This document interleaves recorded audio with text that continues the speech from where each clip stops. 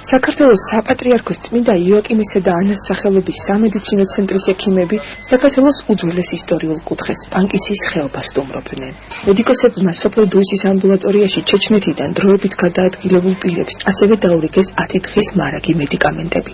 აღსანიშნავია, რომ დუისში 4000-მდე მოსახლეა, მათ შორის ომის დროს ჩეჩნეთიდან დევნილი მოსახლეობა, რომელთაც მხოლოდ სოფლის ამბულატორია ემსახურებათ.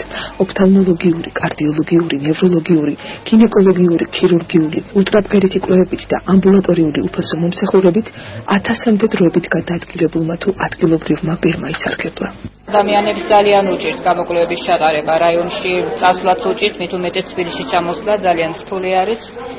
ასეთი აქციები მისასალმებელი არის, ნებისმიერ შეუძლია მოვიდეს, ჩაიტაროს გამოკვლევები და მით უმეტეს როცა წამლებიც არის და მედიკამენტების წეხმარებით, ნამდვილად ძალიან დიდი მადლობელი ვარ მე ამ მოწვეული ექიმების რადგან ჩვენ დახმარებას ვფლობთ.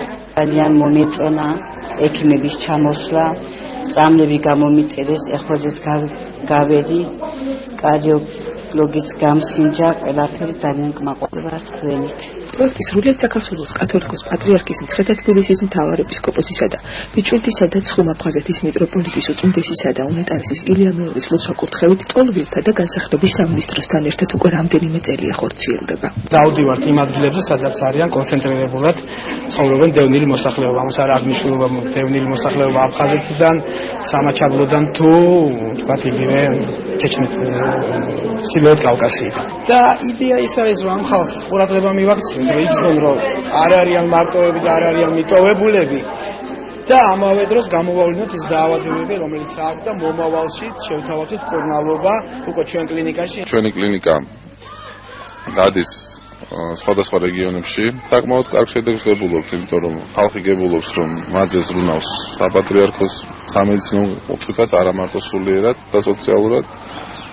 ამავდროულად გებულობს, რომ საპატრიარქოს აქვს ახალი მრავალპროფილური კლინიკა. საქართველოს საპატრიარქოს წმინდა იოაკიმისა და ანას სახელობის სამედიცინო ცენტრის ექიმები და ტოლვილთა და განსახლების სამინისტროს წარმომადგენლები უახლოეს მომავალში სხვა რეგიონებსაც ესტუმრებიან.